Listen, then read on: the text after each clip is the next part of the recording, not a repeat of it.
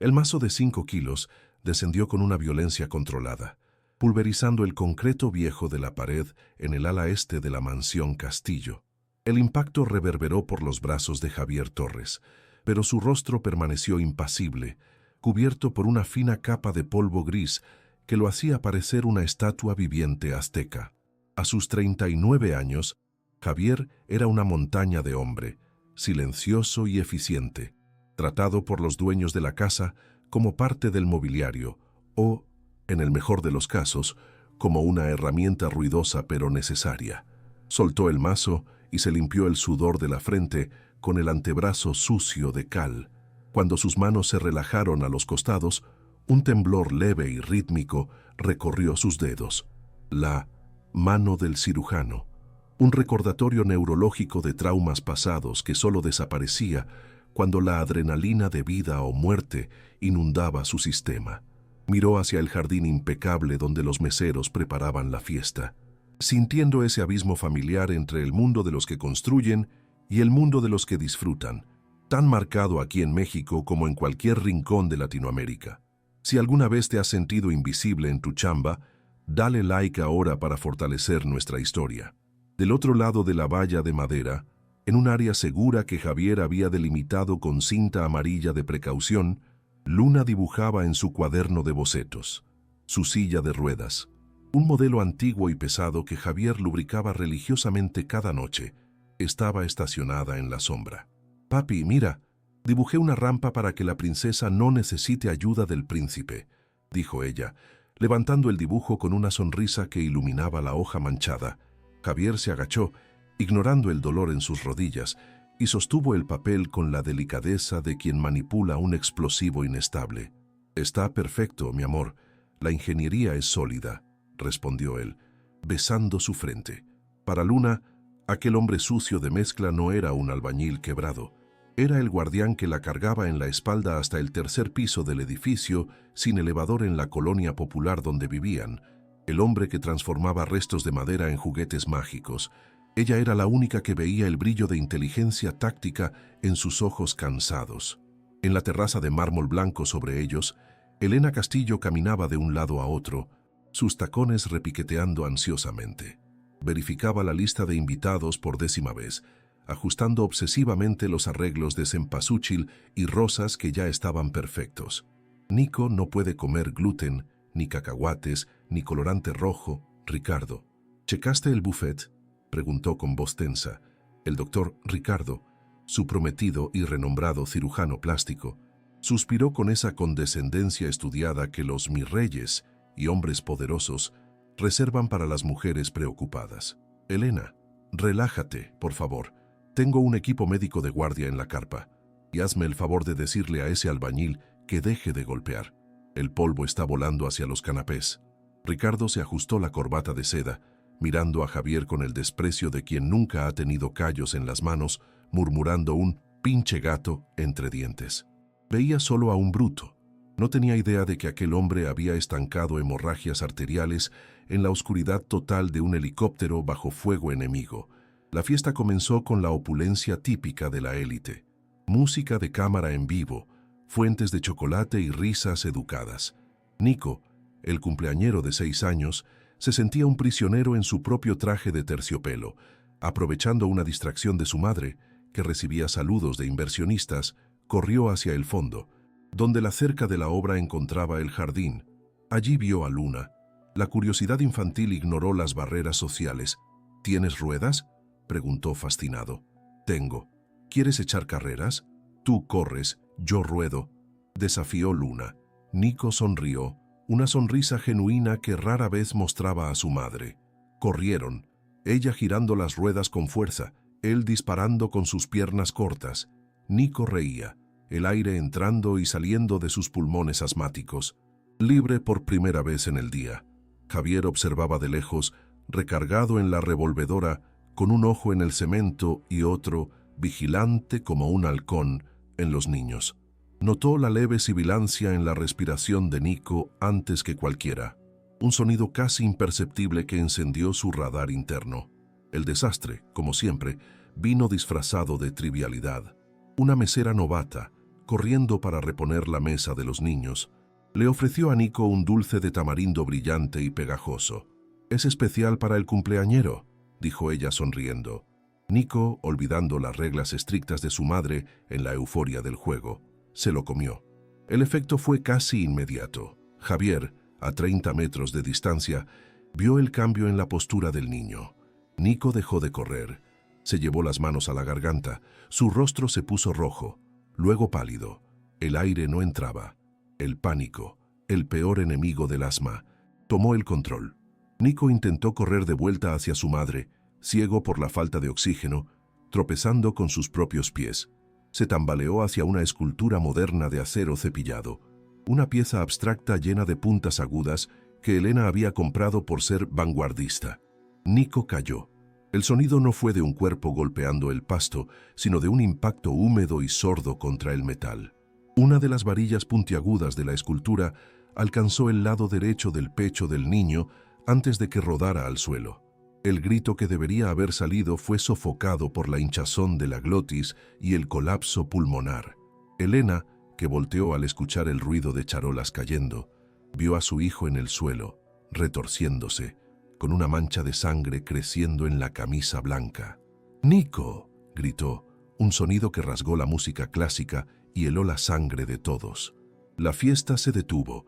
El silencio lujoso fue reemplazado por el caos absoluto. Javier no esperó, no pidió permiso. Soltó la pala dentro de la revolvedora y saltó la barrera de madera con una agilidad que contradecía su tamaño. Mientras corría, sus ojos registraban los síntomas a distancia: cianosis en los labios, distensión de las venas del cuello, urticaria en la cara. Era la tormenta perfecta, médica, choque anafiláctico sumado a un neumotórax a tensión. Ricardo llegó al lado del niño primero, seguido por Elena. El médico famoso se arrodilló, pero al ver la sangre burbujeante y la obstrucción aérea, se congeló. «Llamen a una ambulancia. ¿Dónde está mi kit? No tengo equipo aquí», gritó Ricardo, el pánico tornando su voz aguda.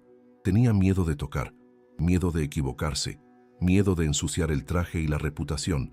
El niño estaba muriendo a sus pies, y el mejor médico de la ciudad estaba paralizado por la falta de tecnología. «Hágase a un lado». La voz de Javier tronó, no como la de un albañil, sino con la autoridad de un sargento en pleno combate. Empujó a Ricardo con el hombro, arrojando al médico de élite al pasto como si fuera un muñeco de trapo. «¿Estás loco? Lárgate de aquí, animal», gritó Elena, intentando jalar a Javier. Él ni parpadeó. Javier miró el pecho del niño. La camisa de terciopelo estorbaba. Con un movimiento brusco y salvaje, Javier agarró el cuello de su propia camiseta sucia de cemento y la rasgó de arriba a abajo, desnudándose el torso para tener libertad de movimiento y usar la tela limpia del revés. Lo que la multitud vio hizo que Elena se tragara el grito. El torso de Javier no era solo musculoso, era un mapa de violencia. Cicatrices de quemaduras cubrían sus costillas izquierdas. Marcas de esquirlas punteaban el abdomen, y una larga línea quirúrgica atravesaba el pecho. Aquel cuerpo contaba la historia de 1000 guerras. «¡Alcohol! ¡Ahorita!», ordenó Javier, extendiendo la mano sin mirar, mientras sus dedos presionaban el lugar de la perforación en el pecho de Nico. Alguien, por instinto, puso una botella de tequila reserva en su mano. Javier vació el líquido sobre el pecho del niño y sobre una pluma de metal que arrancó del bolsillo de un mesero atónito. Desmontó la pluma en un segundo, quedándose solo con el tubo hueco. El temblor en sus manos había desaparecido por completo. Sus dedos eran roca y precisión. «Sostengan sus piernas», dijo, mirando a los ojos de Elena. Ella, hipnotizada por el comando, obedeció. Javier vio que la garganta de Nico estaba cerrada por el edema. No había tiempo para la ambulancia. Necesitaba crear una vía aérea ya. Con la frialdad de quien ya ha hecho eso en el lodo y bajo lluvia de morteros, Javier palpó la membrana cricotiroidea en el cuello del niño. Usó la punta de una navaja de obra para hacer una incisión minúscula y precisa, ignorando la sangre, e insertó el tubo de la pluma. Simultáneamente, tomó un pedazo de plástico del empaque de cemento que traía en el bolsillo y lo pegó sobre la herida en el tórax. sellando 3 lados con cinta masking que arrancó de su cinturón, creando una válvula unidireccional para el pulmón colapsado. Fue medicina brutal, improvisada y aterradora. Ricardo gritaba al fondo: «¡Lo estás matando! ¡Eso es asesinato!». Pero entonces, un sonido cortó el pánico. Siseo, el sonido de aire presurizado escapando del tórax de Nico, seguido por una inspiración profunda y ronca a través del tubo de la pluma. El pecho del niño se infló. El color azulado de los labios comenzó a dar lugar a un rosa pálido. Nico abrió los ojos, aturdido, y jaló aire con hambre. Estaba vivo. Javier soltó el aire que contenía, sus hombros relajándose, y el temblor leve en sus manos regresó instantáneamente. El silencio en el jardín era absoluto, roto solo por la respiración del niño. Javier tomó su camisa rasgada del suelo y con movimientos lentos cubrió su propio cuerpo, escondiendo las cicatrices nuevamente, volviendo a ser el albañil invisible. Se levantó, se limpió la sangre de las manos en el pantalón sucio y miró a Nico. «Respira, soldado. Solo respira», susurró. Mientras se daba la vuelta para irse, Elena, aún de rodillas, miró la espalda de él. A través de un rasgón en la camisa improvisada, vio un tatuaje parcialmente cubierto de polvo de cemento. Un ángel cayendo en paracaídas, la insignia de los Pararescue Jumpers, los hombres que van donde nadie más se atreve para que otros puedan vivir. La llegada de la ambulancia fue un borrón de luces rojas y sirenas que cortaban la noche elegante, transformando el jardín de la mansión en una zona de triaje. Los paramédicos, profesionales curtidos acostumbrados a lo peor de la ciudad, se detuvieron un segundo al ver el tubo de la pluma insertado con precisión milimétrica en la garganta de Nico. «¿Quién hizo esto?», preguntó el jefe del equipo, checando la oxigenación, que estaba sorprendentemente estable. Ricardo, recuperando el color y la arrogancia, dio un paso al frente, ajustándose el traje. «Me vi obligado a permitir una intervención de emergencia no ortodoxa de un empleado desequilibrado. Quiten eso antes de que se infecte», mintió, intentando retomar el control de la narrativa, pero el paramédico negó con la cabeza, admirado. «No toque eso, doctor. Esa cricotiroidotomía es perfecta de libro de texto. Quienquiera que haya hecho esto, salvó el cerebro del niño». Javier no estaba ahí para escuchar el elogio. Ya se había retirado a las sombras de la obra, lavándose la sangre de las manos con el agua fría de una manguera de jardín, invisible de nuevo. A la mañana siguiente, la mansión Castillo parecía un mausoleo de vidrio y acero, silenciosa y fría. Nico había vuelto del hospital durante la madrugada, contra la recomendación de internamiento, porque entró en pánico en la sala pediátrica lejos de casa. Elena estaba en la cocina, sosteniendo una taza de café de olla que se enfriaba en sus manos, mirando por la ventana hacia el área de la Reforma. No podía sacarse de la cabeza la imagen de la espalda de Javier, aquel tatuaje cubierto de polvo y las cicatrices que parecían mapas de dolor. Ricardo entró en la cocina hablando por celular, su voz exhalando irritación corporativa. «Sí, demanda a la empresa de seguridad. ¿Cómo dejaron a un lunático con una navaja cerca de mi paciente? Es una responsabilidad civil enorme». Colgó y miró a Elena. «Voy a correrlo hoy mismo. Ese hombre es un peligro». Lo que hizo fue agresión, Elena. Suerte que Nico sobrevivió a su barbarie. Pero Elena no estaba escuchando a su prometido. Salió por la puerta trasera, caminando sobre el pasto aún marcado por el incidente, hacia la pila de ladrillos donde Javier ya trabajaba. Él estaba con camisa de manga larga ahora, abotonada hasta el cuello a pesar del calor, escondiendo cualquier rastro del guerrero de la noche anterior. «Javier», llamó ella. Él dejó de mezclar la argamasa y se dio la vuelta, quitándose la gorra con respeto, el rostro una máscara impenetrable. Elena extendió un sobre blanco y grueso. «Por lo que hizo, es un cheque en blanco. Ponga la cantidad que crea justa. Salvó la vida de mi hijo». Javier miró el sobre como si contuviera ántrax. No extendió la mano. «No vendo vidas, señora Castillo. Lo que hice fue obligación de cualquier hombre que ve caer a un niño». Elena se quedó parada, con el sobre suspendido en el aire, desconcertada. Nadie rechazaba su dinero. Era el lenguaje universal de su mundo. Por favor, necesito hacer algo. Usted arriesgó todo, insistió ella, sintiéndose en deuda de una forma que su saldo bancario no podía resolver. Javier miró hacia un lado, donde Luna estaba sentada en su silla de ruedas, observando a su padre con adoración. «Mi hija», dijo él, la voz ronca suavizándose. «A ella le encantan los jugos naturales, de esos que hacen en la cocina grande. Yo no puedo pagar fruta fresca todos los días con lo que gano». Elena sintió un nudo en la garganta. El hombre que había rechazado un cheque en blanco estaba pidiendo vitaminas para su hija. «Ella tendrá todo el jugo que quiera, para siempre», prometió Elena, guardando el cheque, sintiéndose humilde por primera vez en años. La tensión en la casa, sin embargo, solo aumentaba. Ricardo intentó confrontar a Javier a media mañana, blandiendo su autoridad clínica como un arma. «Tuviste suerte, albañil, mucha suerte. Pero no pienses que voy a permitir que juegues al doctor otra vez. Mantente lejos del niño», siseó, invadiendo el espacio personal de Javier. Javier, que sostenía una cuchara de albañil pesada, ni siquiera parpadeó. La mano del cirujano temblaba levemente a su costado, pero sus ojos estaban fijos en los de Ricardo con una calma depredadora.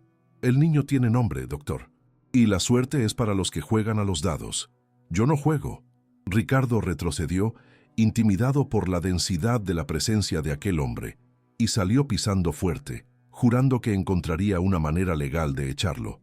«¿Tendrías el valor de hacer un procedimiento médico sin ser médico para salvar una vida? Pon sí o no en los comentarios». Por la tarde, Javier continuó su chamba, pero su foco estaba dividido.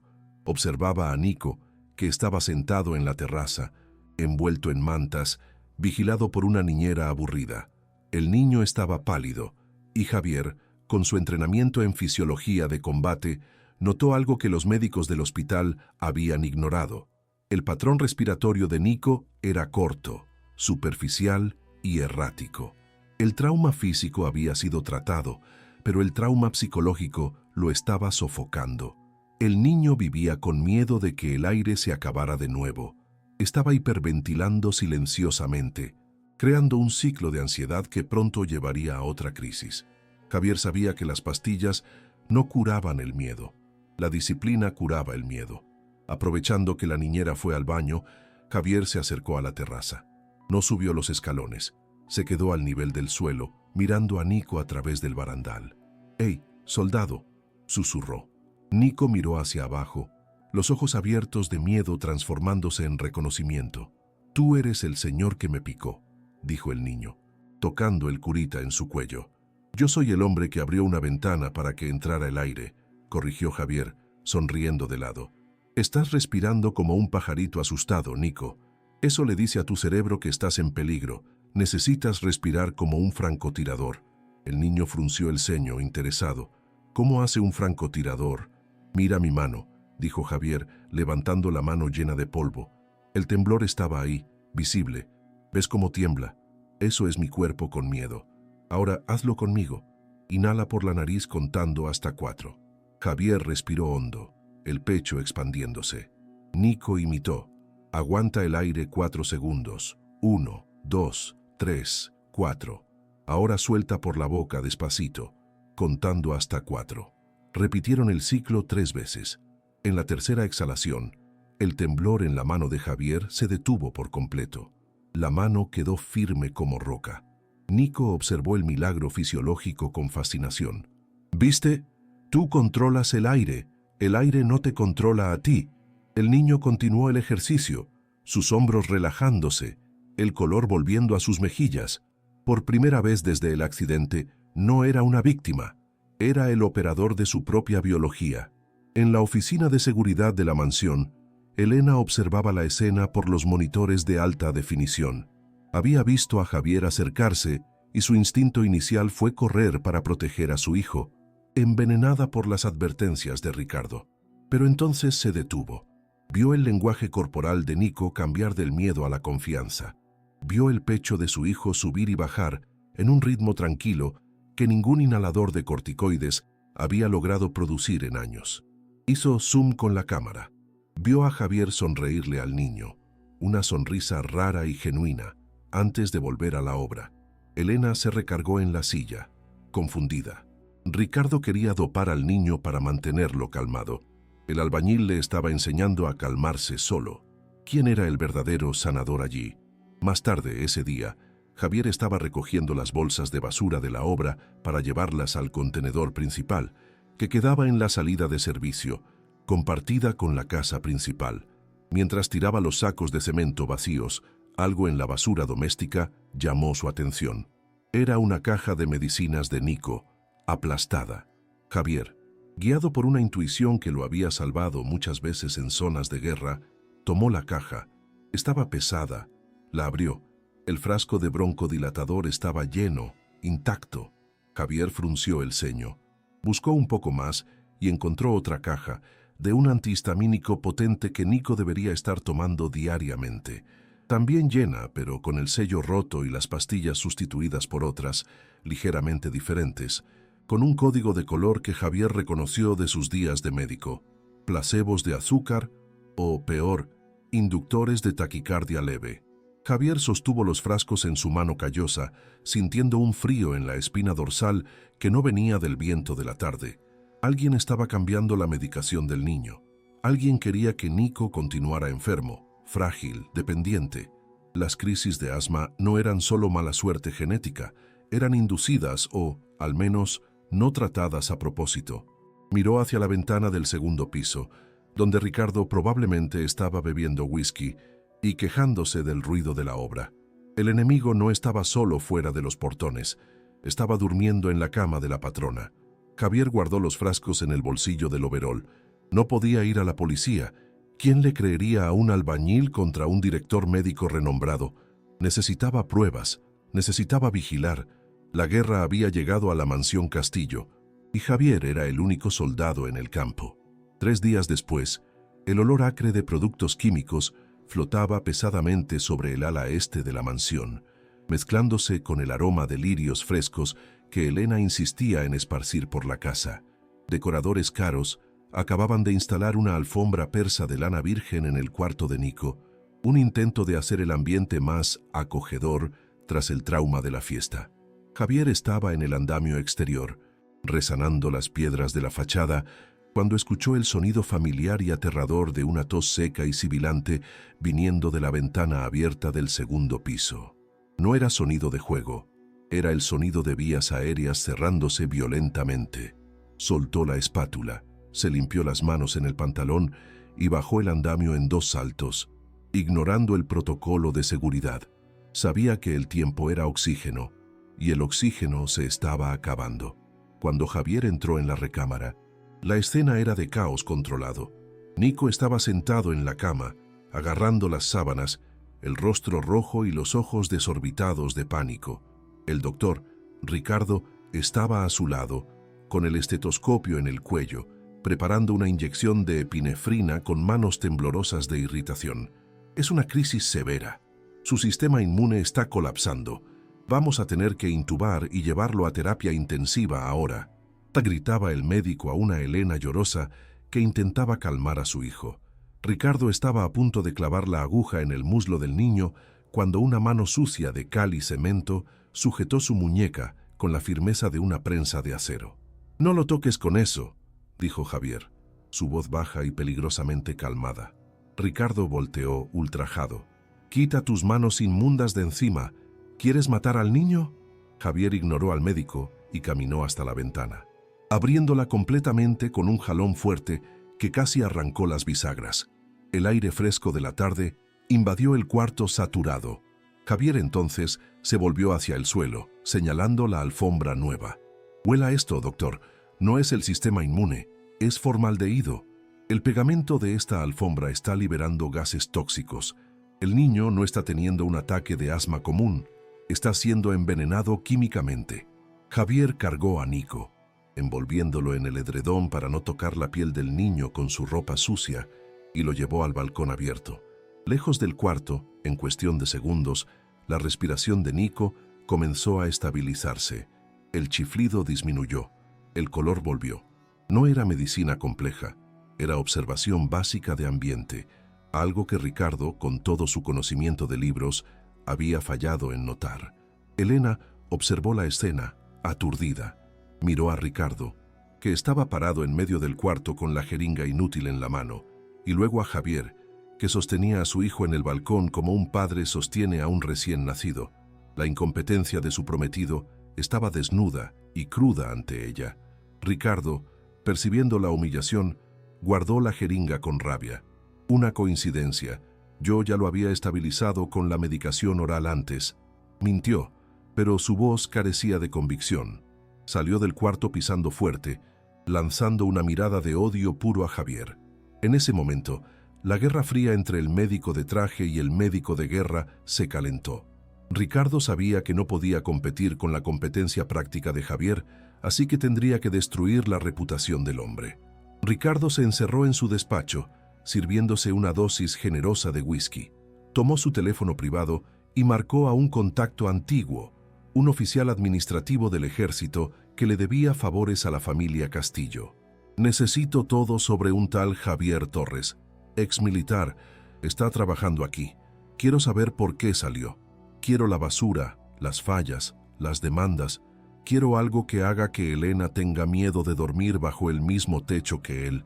Colgó, mirando su propia mano suave y bien cuidada. No permitiría que un albañil sin título le robara su futuro, su prometida y el control de la fortuna farmacéutica. Si Javier quería jugar al héroe, Ricardo lo transformaría en un villano. Mientras tanto, en el patio trasero, Javier se lavaba la cara en una llave baja, el agua fría ayudando a disipar la tensión. El incidente en el cuarto había traído a flote recuerdos que luchaba por mantener sumergidos. El olor a hospital, el sonido monótono de los monitores cardíacos deteniéndose. Recordó a su esposa, María, acostada en la cama, consumida por el cáncer. Él era un héroe de guerra, condecorado, respetado, pero sus medallas no valían nada en el mostrador de la farmacia oncológica. Había gastado cada centavo, vendido el coche, la casa, pero no fue suficiente para el tratamiento experimental que podría salvarla. Ella murió sosteniendo su mano, la mano que temblaba de impotencia. Ese día, juró que nunca más dejaría que la burocracia o el dinero se interpusieran en el camino de una vida. Salvar a Nico no era solo chamba, era redención. La tarde cayó y, para sorpresa de Javier, la ama de llaves fue hasta la obra con un recado. La señora Elena los invitó a usted y a la niña Luna a cenar hoy. En la mesa principal, Javier miró su ropa sucia, sus botas gastadas. No tengo ropa para eso, señor, dijo avergonzado. Ella insiste. Dijo que es un agradecimiento informal y la niña Luna ya está allá adentro jugando con el Nico. Javier suspiró. Sabía que era terreno peligroso. Mezclar clases sociales siempre terminaba en heridas, pero no podía negarle a Luna una noche de princesa. Se fue a casa temprano. Se bañó largo rato, tallándose la piel hasta dejarla roja para sacar el cemento impregnado, y se puso su única camisa de vestir, blanca y almidonada, pero con el cuello ligeramente raído. La cena fue un estudio en contrastes dolorosos. El comedor estaba iluminado por candelabros de cristal, la mesa puesta con cubiertos de plata pesada y porcelana fina. Javier se sentaba rígidamente en la punta, sus manos grandes pareciendo torpes al lado de las copas delicadas. Luna, sin embargo, estaba radiante, comiendo puré de papa como si fuera manjar de los dioses, riendo con Nico. Elena intentaba mantener la conversación ligera, preguntando sobre la obra, elogiando la inteligencia de Luna. Pero Ricardo estaba ahí, bebiendo vino tinto con una sonrisa de tiburón, tocando ocasionalmente una carpeta de cuero amarilla que reposaba al lado de su plato. La tensión era palpable, como el aire antes de una tormenta eléctrica en el Valle de México. Entonces, Javier, comenzó Ricardo, limpiándose los labios con la servilleta de lino, Elena me dijo que tienes reflejos impresionantes, casi militares. ¿Dónde aprendiste eso? ¿Pegando ladrillos? Javier puso el tenedor en la mesa despacio. Serví a mi país, doctor, como muchos. Ricardo soltó una risa seca. ¿Serviste? Interesante, porque hice unas llamadas hoy por la tarde.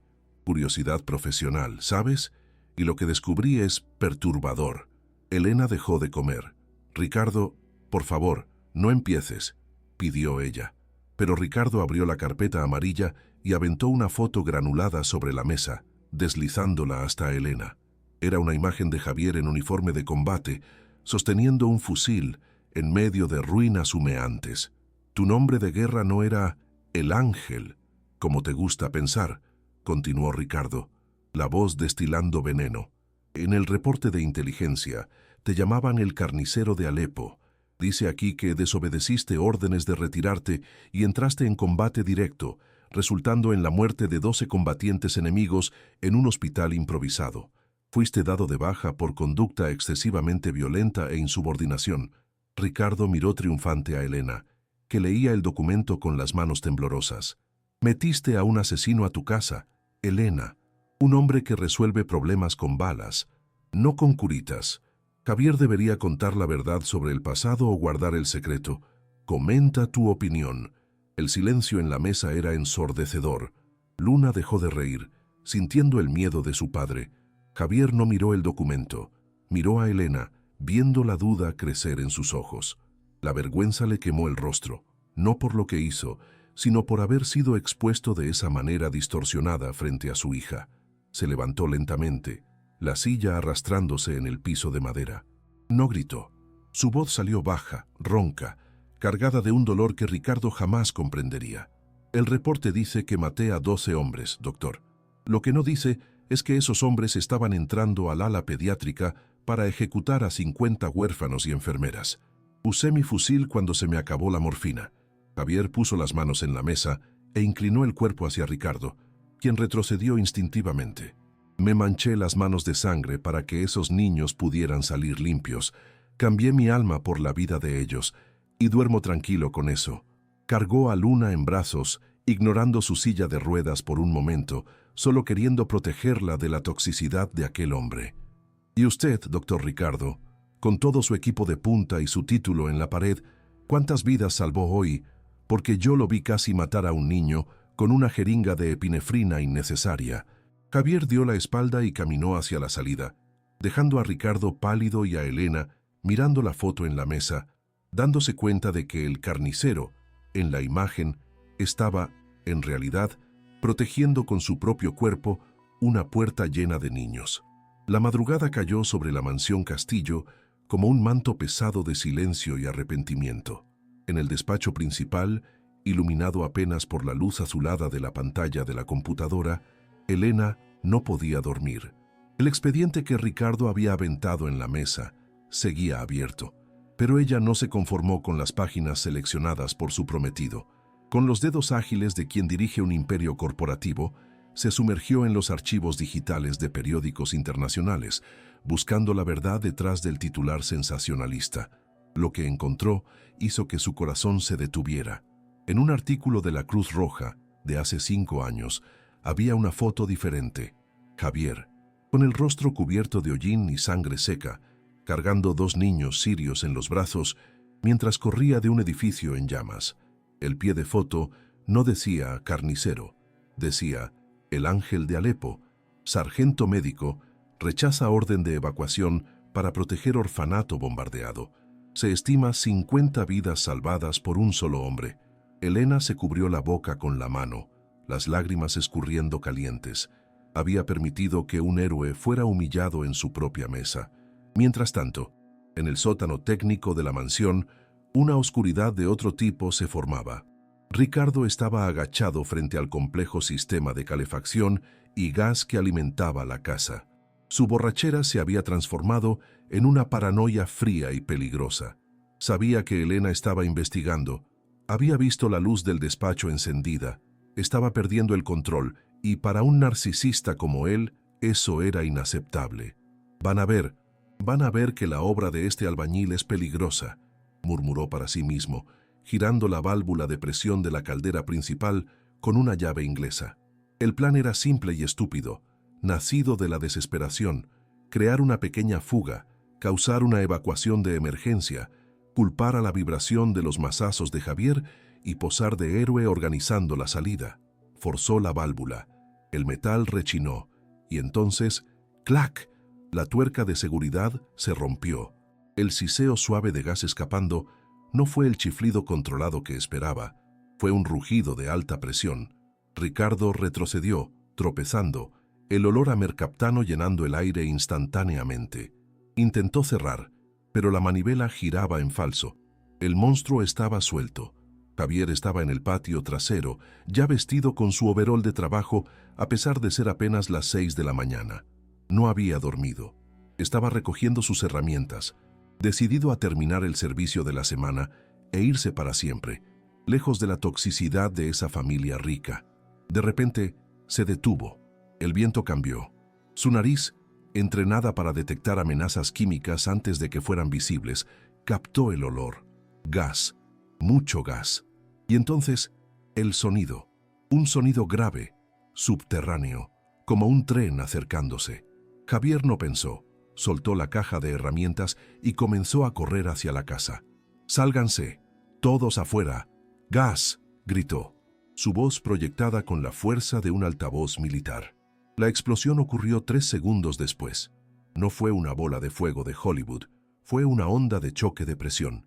La caldera en el subsuelo detonó, enviando una fuerza concusiva que rasgó el piso de la planta baja y reventó todas las ventanas de la fachada este. Los vidrios volaron como dagas. La estructura de la casa gimió como un animal herido. Elena, que estaba en el despacho en el ala oeste, fue arrojada de su silla. La alarma de incendios comenzó a aullar. Humo negro y aceitoso comenzó a subir por las escaleras, alimentado por las cortinas de seda y muebles de madera antigua. Javier fue derribado por la fuerza del desplazamiento de aire en el jardín, pero rodó y se levantó de inmediato. Vio el humo saliendo de la ventana del cuarto de juegos en el segundo piso. Luna, Nico, estaban allá arriba, despiertos temprano para jugar antes de que el papá de ella se fuera. El pánico se apoderó del jardín. Empleados corrían gritando, cubiertos de polvo. Elena salió por la puerta principal, tosiendo, el rostro pálido de terror. «¡Nico! ¡Luna! ¡Están allá arriba!», gritó agarrando la camisa de un guardia de seguridad que estaba paralizado por el miedo. Javier pasó junto a ella como un rayo. No se detuvo a preguntar. Corrió hacia la entrada de servicio, que ahora vomitaba humo negro. «¡No entre! ¡Se va a caer!», gritó el jefe de bomberos que acababa de llegar con la primera unidad. Javier ni volteó. Arrancó un mantel de una mesa de jardín volteada, lo empapó en la fuente decorativa y se lo amarró en el rostro. El albañil desapareció en el humo. El pararescue jumper asumió el mando. Dentro de la casa, el infierno se había instalado. La temperatura en el pasillo principal ya pasaba de los 60 grados. El fuego lamía el papel tapiz, creando un túnel de llamas. Javier se movía abajo, casi arrastrándose, donde el aire era un poco más respirable. Sus ojos ardían, pero su mente estaba fría, calculando rutas, integridad estructural y tiempo de supervivencia. Llegó al tope de la escalera. El barandal estaba al rojo vivo. Escuchó un gemido viniendo de una puerta lateral entreabierta. Era el cuarto de huéspedes, cerca de la escalera de servicio. Javier pateó la puerta. En el suelo, encogido y tosiendo sangre, estaba Ricardo. El médico había intentado huir del sótano y se había desmayado por la inhalación de humo antes de lograr salir. Javier se detuvo. Miró al hombre que lo había humillado, el hombre que probablemente había causado todo aquello. El instinto primitivo gritó que lo dejara ahí. Ricardo se lo merecía, pero entonces la voz de su instructor de medicina de combate resonó en su mente. «Tú no eres Dios, soldado. Tú no decides quién vive. Tú solo impides que mueran». Javier soltó una maldición.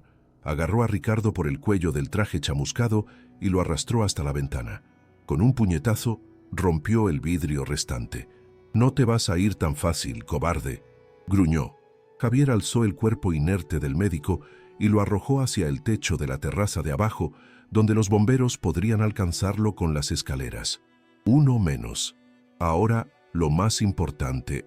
«¡Luna! ¡Nico!», gritó, su voz ahogada por la toalla mojada. Un sonido débil respondió, viniendo del final del pasillo, donde el techo ya comenzaba a ceder. «¡Papi!». Javier avanzó, sintiendo el calor derretir la suela de sus botas de trabajo. Llegó al cuarto de juegos.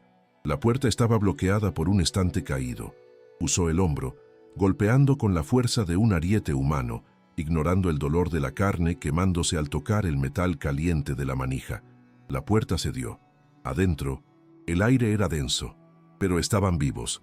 Luna estaba en el suelo, fuera de la silla, cubriendo el rostro de Nico con su propio cuerpo y con el edredón de la cama, exactamente como su padre le había enseñado en sus juegos de supervivencia.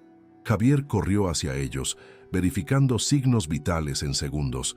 Nico estaba inconsciente, pero respirando. Luna tosía violentamente. «Papi, la puerta, el fuego», lloró ella, agarrándose del cuello de él. «Aquí estoy». «Princesa, ya llegó papá», dijo él con voz firme. Se echó a Nico al hombro izquierdo, cargándolo como un saco de cemento precioso. Con el brazo derecho, cargó a Luna. El peso combinado era enorme, pero la adrenalina de un padre duplica la fuerza de cualquier hombre. Se dio la vuelta para salir, pero el camino estaba bloqueado.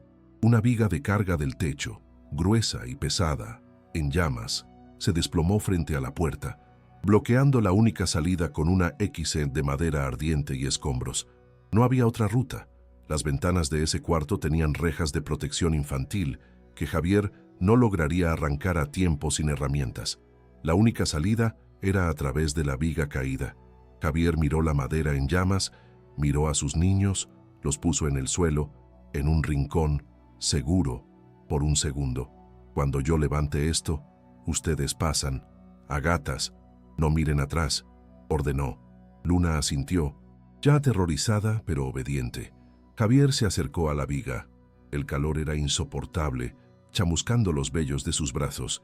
Si crees que los héroes de verdad no usan capa, sino cicatrices, deja tu like ahora. Se agachó, calzando las manos bajo la madera incandescente. No tenía guantes de asbesto.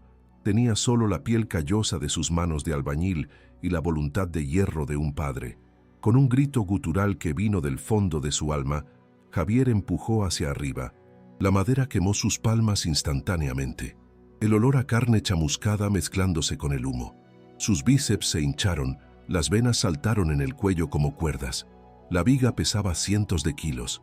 La levantó 30 centímetros, 40, 50. «¡Váyanse! ¡Ahorita!», rugió, el dolor cegando sus ojos. Luna empujó a Nico por el espacio abierto bajo la viga. El niño se arrastró, tosiendo. Luna fue justo detrás, arrastrando las piernas paralizadas con la fuerza de sus brazos, pasando a centímetros de las piernas temblorosas de su padre. Javier sintió la columna crujir. El fuego mordía sus hombros. Era el titán Atlas sosteniendo el cielo para que la humanidad pudiera pasar. En cuanto vio los pies de Luna pasar al otro lado, hacia la seguridad relativa del pasillo, sus fuerzas fallaron, pero no soltó la viga sobre sí mismo. Con un último esfuerzo sobrehumano, empujó la madera hacia un lado, creando una lluvia de chispas, y cayó de rodillas del otro lado, exhausto, las manos en carne viva, pero vivo. Miró a los niños. Estaban a salvo, pero el pasillo detrás de ellos estaba desapareciendo en llamas. La salida final aún estaba a 20 metros, a través de una cortina de humo que parecía la boca del mismo infierno. El pasillo era un túnel de humo negro y calor sofocante, donde la visibilidad era cero, y cada respiración parecía tragar vidrio molido. Javier no veía con los ojos, veía con la memoria muscular de meses trabajando en esa reforma. Sabía dónde rechinaba cada tabla, dónde la pared hacía curva, dónde quedaba la salida a la terraza lateral. Con Nico desmayado sobre el hombro y Luna aferrada a su cuello, avanzó tambaleándose, un gigante herido negándose a caer. Sus manos, quemadas y destrozadas por el contacto con la viga, latían en un ritmo agonizante que se sincronizaba con su corazón. «Respiren en la camisa, no levanten la cabeza», murmuraba roncamente, repitiendo el mantra como una oración. Cuando sus pies tocaron el piso frío de la terraza exterior y el aire fresco de la mañana golpeó sus pulmones, fue como un renacimiento violento. Surgieron de la nube de humo como fantasmas cubiertos de hollín. La multitud en el jardín soltó un grito colectivo de alivio y shock. Javier bajó los escalones de piedra de la terraza, las piernas finalmente cediendo bajo el peso del esfuerzo sobrehumano. Cayó de rodillas en el pasto húmedo, depositando a los niños suavemente en el suelo como si fueran de cristal, antes de colapsar de espaldas, mirando el cielo azul que giraba sobre él. Elena corrió hacia ellos, ignorando a los bomberos que intentaban contenerla. Se arrojó sobre Nico y Luna, abrazándolos con una ferocidad primal, llorando lágrimas que limpiaban la suciedad de sus rostros. «¡Están vivos! ¡Dios mío, están vivos!», sollozaba. Nico tosió, abrió los ojos y, viendo a su madre, extendió los brazos. Luna, a pesar del susto, sostenía la mano quemada de su padre, soplando suavemente sobre las heridas, intentando aliviar el dolor de su héroe. Mientras los paramédicos corrían para atender a Javier y a los niños, otra escena se desarrollaba cerca de la entrada del sótano. 2 bomberos traían a Ricardo, que tosía violentamente pero estaba ileso, salvado por la acción de Javier minutos antes. El jefe de bomberos, un hombre canoso con hollín en la cara, caminó hasta Elena, sosteniendo una llave inglesa chamuscada en una bolsa de evidencia. «Señora Castillo», dijo serio, «esto no fue un accidente. La válvula de presión de la caldera fue forzada manualmente hasta romperse. Encontramos esta herramienta al lado de la puerta donde este hombre estaba tirado. Solo había huellas digitales de él en el polvo». Elena se levantó lentamente, el shock dando lugar a una furia helada. Miró a Ricardo, que intentaba formular una excusa, tartamudeando sobre el intentar arreglarlo. Elena caminó hasta su ex prometido. La cachetada estalló alto y claro, haciendo eco por el jardín silencioso, una sentencia física definitiva.